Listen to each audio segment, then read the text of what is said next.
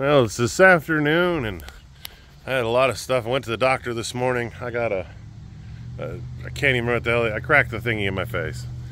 So that's from falling down the stairs. We're down here working on this. We should be able to finish out the last few welds. He got off work, and we're gonna hammer this out real quick. We're gonna hit the tacks next to where our old tacks are. So we'll be bumping them right next to it, so that way we can build up our weld and get it in there. And the key is on this, to see how I've got them spaced, is we're not gonna go this one, that one. We go this one, that one, you go every other one, and then by the time you get done doing a whole run, when you get back to the beginning, it's already cool, and you do the ones that you didn't hit. So you can just basically continuously keep welding without actually getting any of this bent. This sheet metal is so thin, you saw yesterday, we were cutting it with a pair of like just 10 snips. It's 22 gauge, it's really, really thin metal, so you don't want to get heat into it. You get too much heat, you're gonna get a big zip up the panel, bunch of damage up there. You already shouldn't do what we're doing, but when you don't have money and you want to get your truck fixed, steal pieces from other trucks. So we're gonna get that welded in right now. He's getting the last few getting tacked in. I'm teaching him how to tack this thinner sheet metal. There's a little bit different technique when you're doing it. So when you're welding metal, you know, you'll come in straight and just bars, you know, straight. So when you're doing thin sheet metal, you want to bring yourself down at an angle, and you want to hit like the bottom actual plate. And then after you hit that bottom plate, then the weld will actually just fall right into that gap. So good little tip and trick. Hopefully you're not out there doing one of these, because they're not all that fun.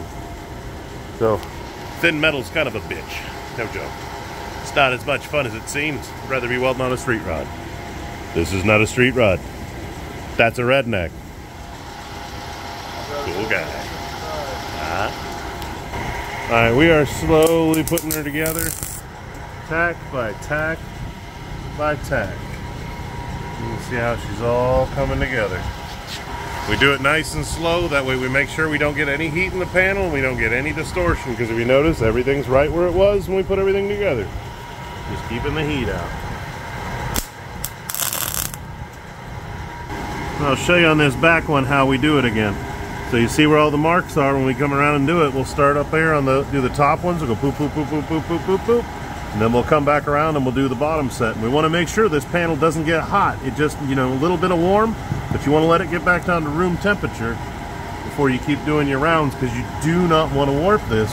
Because you warp that panel, you're going to have all kinds of body shit. You're going to end up with all kinds of body filler. Right now, we might get away with just a little skim coat of anything, or maybe nothing at all if we can metal finish it right, if we do it good enough when we're welding. Oh yeah, look at that. Everything over here, we got all the tacks in. They're barely tall. We didn't really have any issues getting it on. And this is the one the redneck welded. It looks a little bubble gummy, but it's not bad. This is his first time welding this thin of sheet metal on a car. And notice there is no bows anywhere. We kept our heat down, and that's a big key, is as you're going and putting all those tacks, you don't want to go too fast. Let it get back down to where it's like room temp, and then just keep moving. We also still haven't attached any of those spot welds. He's going to do that himself, so that doesn't even really matter. We got it clamped back in the right place. Everything looks good. Everything's perfect. If we would have had all those spot welds in, here's the issue. We would end up with bowing, because then you don't have room for this thing to breathe. We're trying to create this panel again and make this thing a whole truck and make that thing 100%. You don't want to be attaching it down there. You need to let it breathe. It's like letting it massage, especially when you're doing these half-part replacements and everything like that. So, on that note, I'm tired. It's after midnight. I might take tomorrow off. I really need to take a break. My face hurts. My shoulder hurts. I'm kind of worn out. We've been welding on freaking everything. But he's going to get this thing welded up, and then we'll come back over and help him take care of a few things. We'll get that door hung, and then he can get the bed back on, and he's ready to rock and roll. So I love you guys. Thank you guys for everything and all the new subscribers. I love you guys. Thank you guys for joining our family. I love you guys so much. Bye.